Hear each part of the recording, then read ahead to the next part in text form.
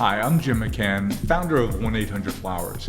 We created this podcast to share the wonderful people we get to interact with, we get to meet, we get to know, and most importantly, get to learn from. So I invite you to join us on this journey here on the Celebrations Chatter podcast.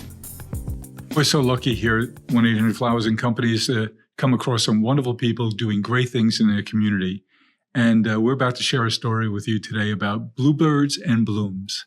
No, not a floral competitor, but someone we work with and are proud to know and to introduce to you on this, especially in November, which is National Caregivers Awareness Month.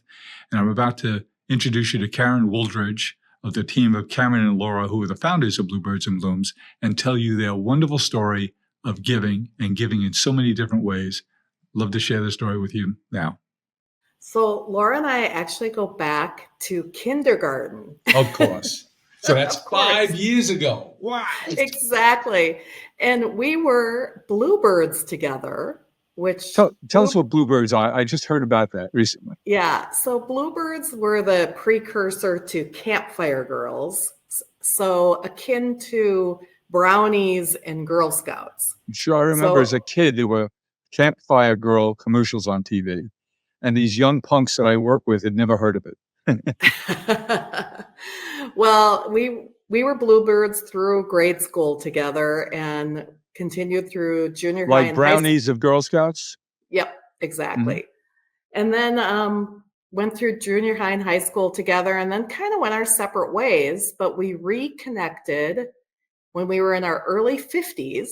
So a few years had gone by, as we both started working for the same company that helped move seniors. So we were actually helping people downsize and move into senior living. And we were both doing that job. Yeah. So we both had a heart for seniors and working alongside them. And that must have been interesting and emotional. Yes, it is. But it's really meaningful job. You really feel like you're making a difference during a really difficult time in somebody's life. Especially for people like me who have a stuff issue.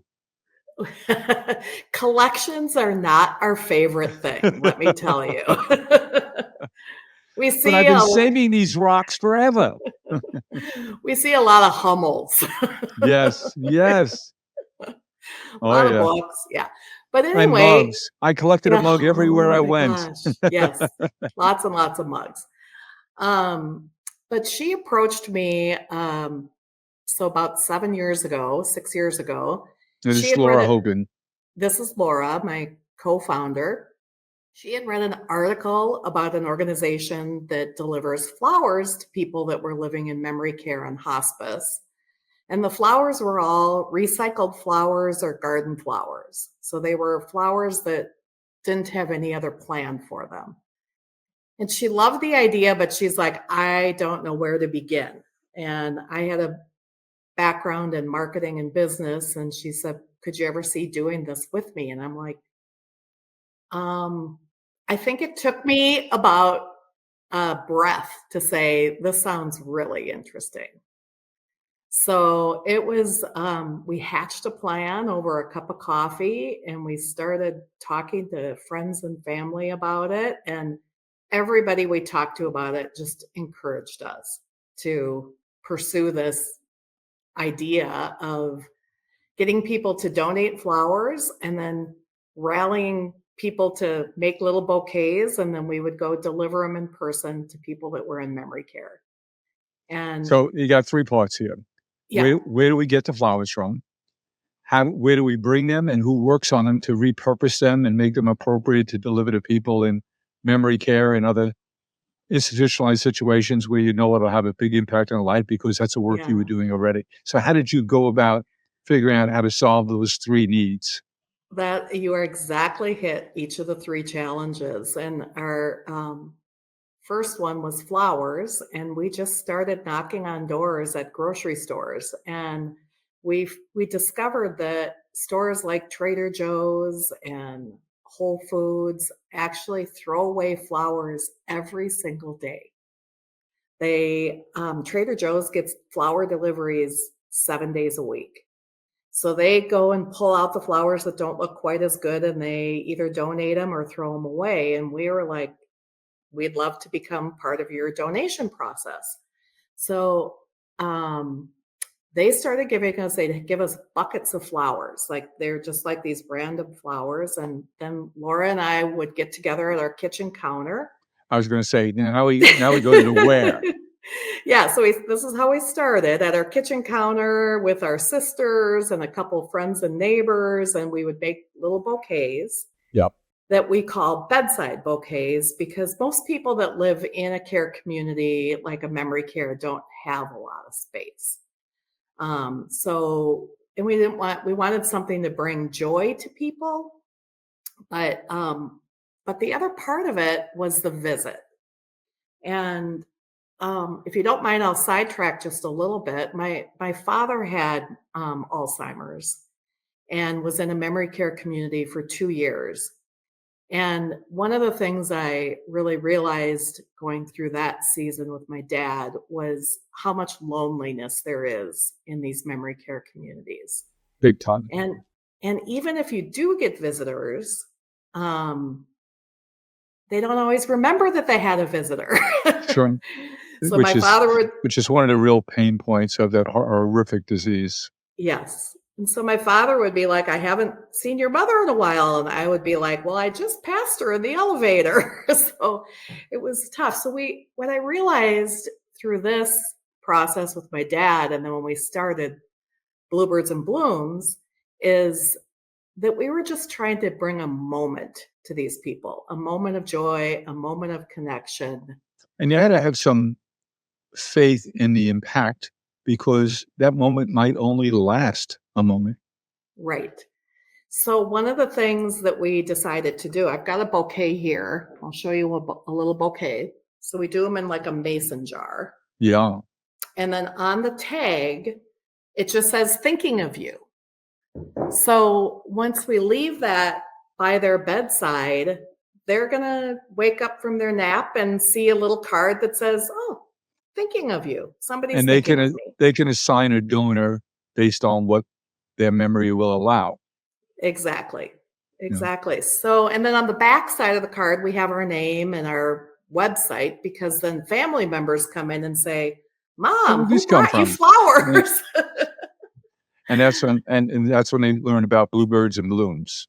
Right. And that's actually now where a lot of our volunteers have come from, are people that have experienced a family member that has been receiving flowers. Now, hold up that mason jar again, if you would, Karen. So now there's another element to this story. Where did they come from? Where did those mason jars come from? Well, and that's one of the other things that we try to be is sustainable.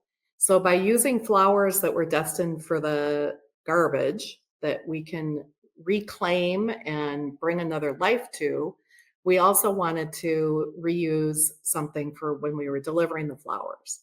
So the communities we go to, the jars have all been donated. Every now and then we need to buy some, but in general, they're donated. And then our communities save the jars.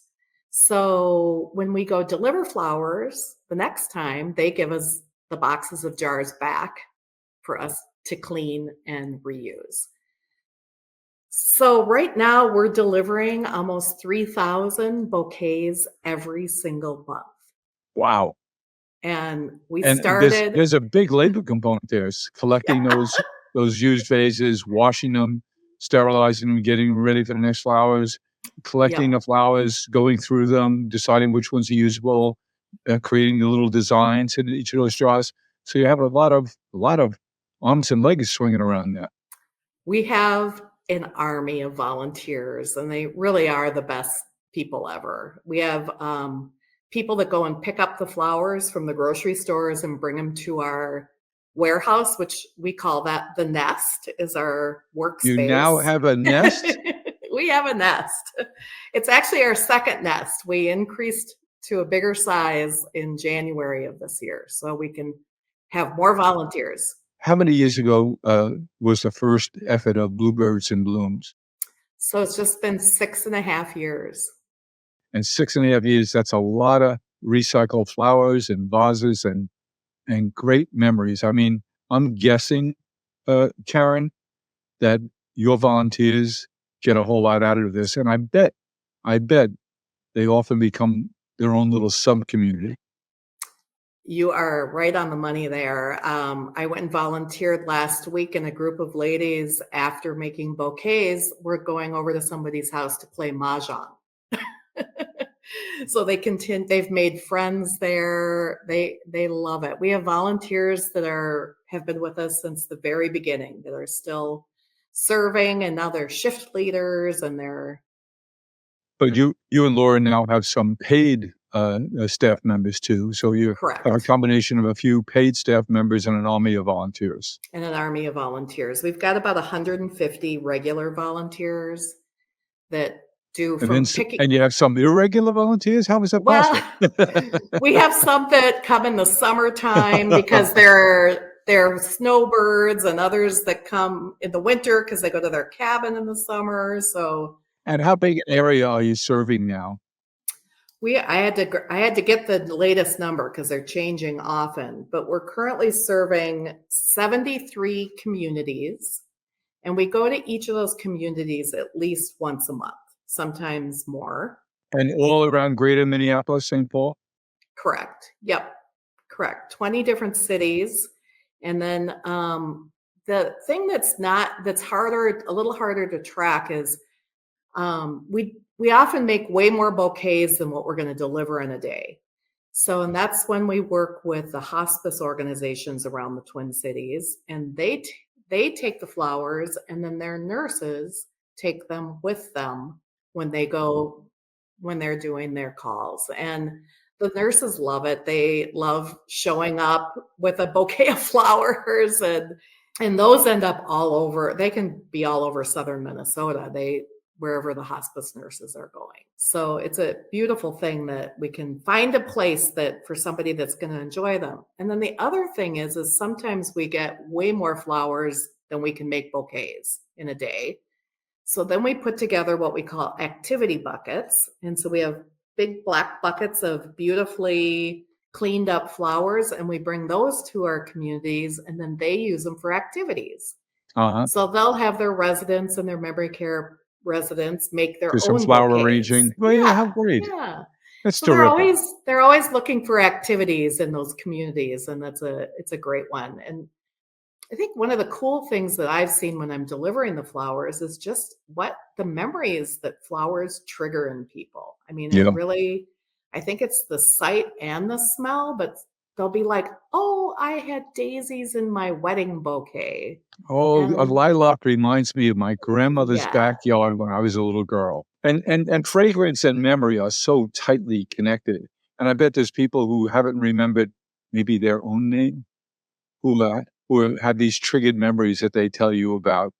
What a wonderful gift you're giving to a lot of different people, not only the recipients of the flowers, but the people who work in those facilities that have the joy of seeing you and your joy and delivering them, and sometimes they are delivering those flowers. Then there's the joy of your volunteers who get to do this, get to save this product from the trash bin and cause it to make their lives better, create social communities for them, and then in turn, people doing good and having a good time at it, helping other people feel better. It's just a virtuous circle of joy. And I so applaud what you're doing. Tell me though, we have a book just out recently called Lodestar, where my partner and co-author, Dr. George Everly, and I tried to explore the different ways that we, as people, are always trying to be our best self. And we identified the 10 pillars of self-improvement, self-development that we thought best reflected foundationally the steps we need to go through to make sure we're our best selves and that we're always improving. Because if you're not, we're going in the opposite direction. So toward that, I remember in chapter 4, we wrote a lot about organizational skills. What Karen, would you identify as working 6.5 years on this project, Bluebirds and Blooms? What organizational skills have you had to learn to be effective at sourcing the flowers, reclaiming them, finding a place to work them, finding the vases, getting the volunteers, identifying the partners you're going to work, getting out. That takes quite a bit of organization. And at the very beginning of that, you said you had this idea for a while. Laura came up and said, I had this idea. And you said, well, we've shared this idea. And I think it was Laura's daughter who said, come on, guys, you're both talking about this. Just do it. Just do it. What, Yeah. besides the just do it from Laura's daughter, tell us about the organizational skills you've been forced to develop along the way. Oh, that's a great question. And I think it's really relevant because an idea can only go so far without the Action. execution. And And it's so easy to procrastinate. yeah, I give you all the reasons why I can't do it today or even this week. right. And then I'm doing bookkeeping at 11 o'clock at night because I'm trying to get it done. But I think one of the great things Laura and I did right from the beginning was kind of divide and conquer.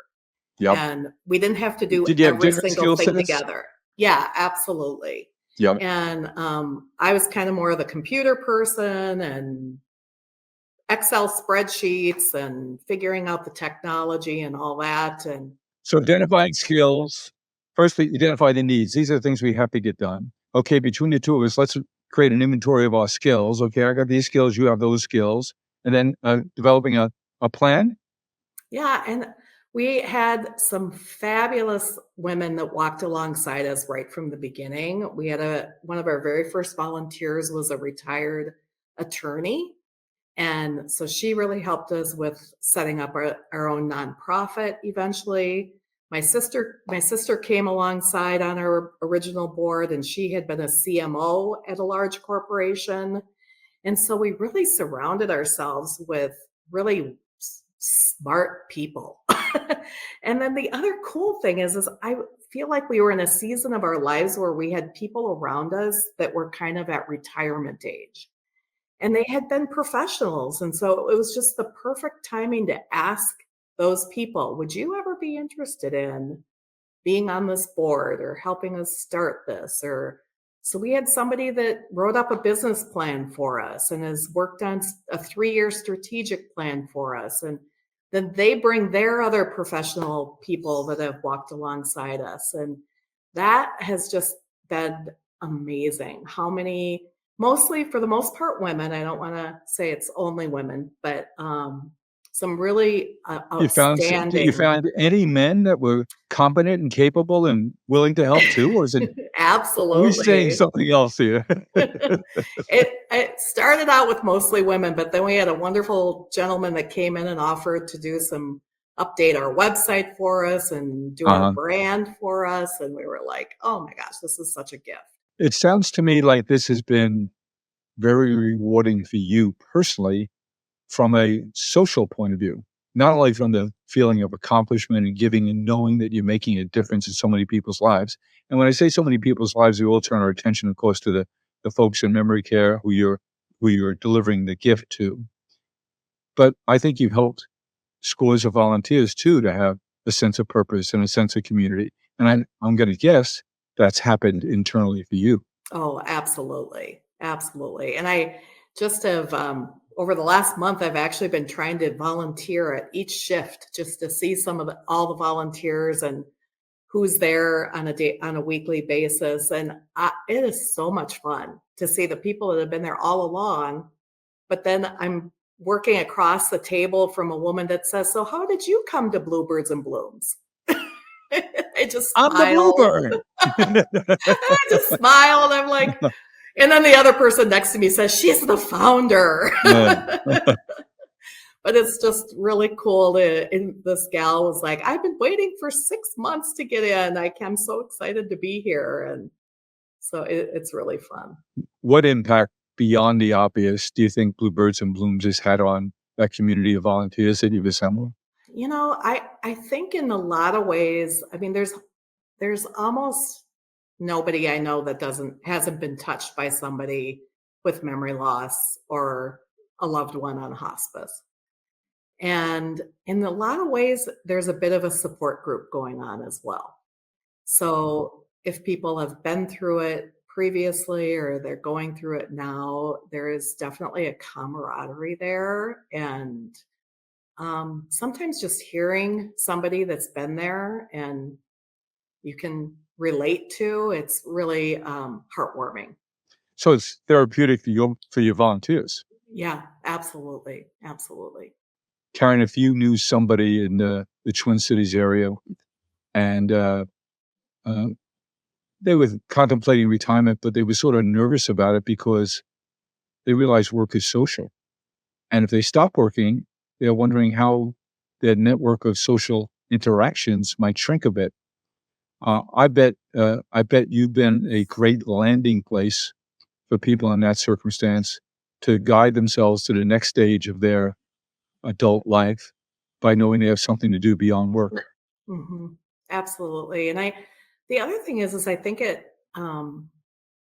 actually encourages people. I mean, for Laura and I to do this in our 50s, to start this nonprofit with no basic experience, I think it just encourages other people to try things. It's what what's the danger of what's the danger of trying?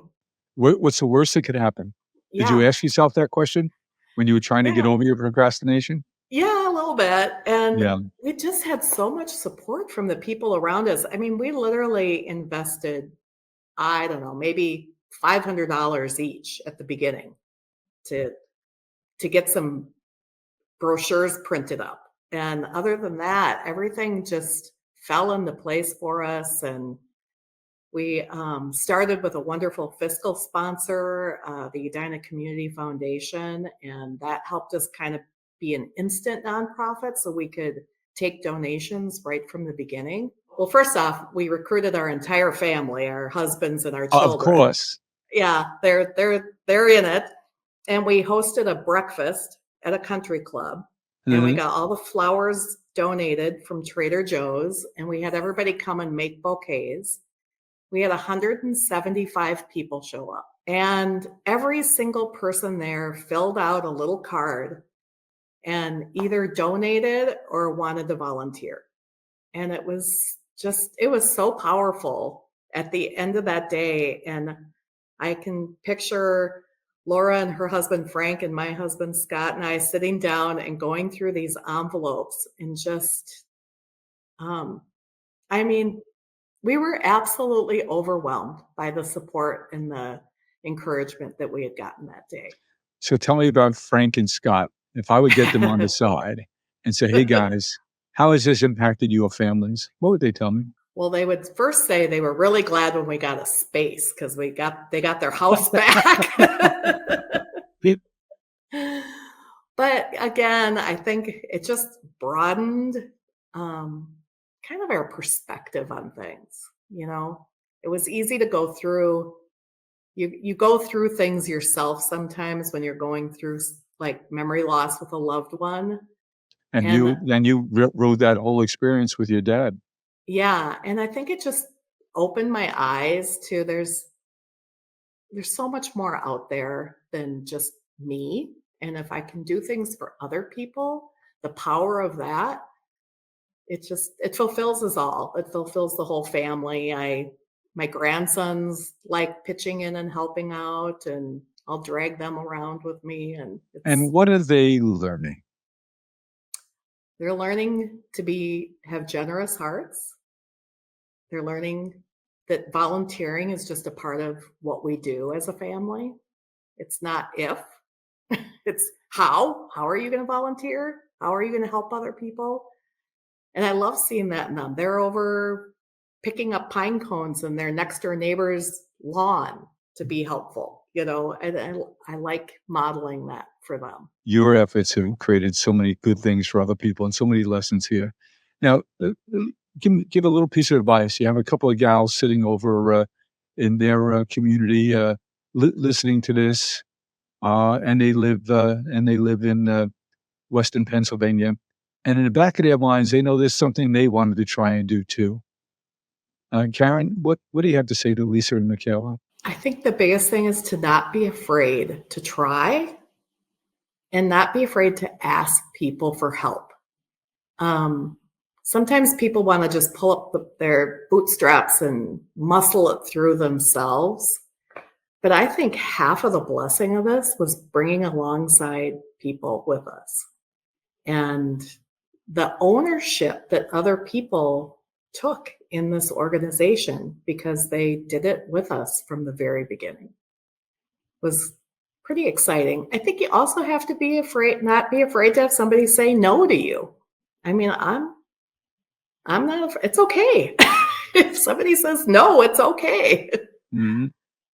I suspect that you change a lot of those no's to yeses, but for another day.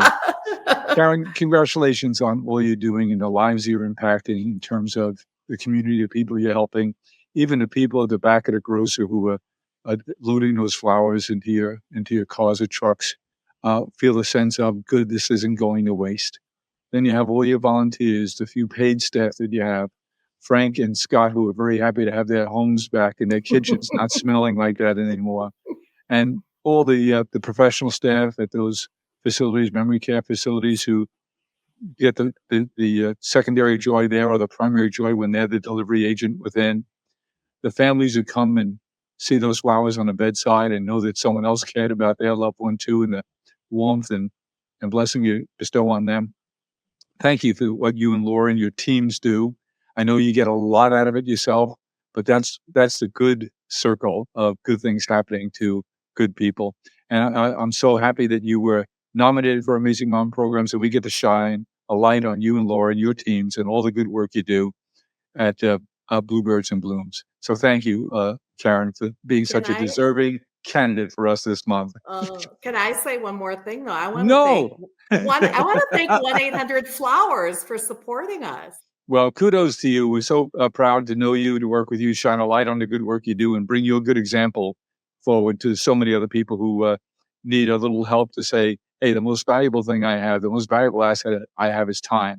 And if I have something on my hands, I'm going to put it to good use because it's going to be good for me too. So thanks for your great message and the great work you do. Oh, good. Thanks, Jim. It was great to meet you. All right. Have a happy holiday season. We put our heart into everything we do. We are farmers, bakers, florists, and makers who grow and create with a passion. Made with love at every step of the way. Because at the end of the day, we know you're sending more than a gift. 1-800-Flowers, share with love. Well, I hope you enjoyed what you heard, and I know I'll be sharing it forward. I hope you get to as well. Let's keep the conversation going. Follow me along on Twitter at Jim1800Flowers and on LinkedIn at Jim McCann. Hope to talk to you soon.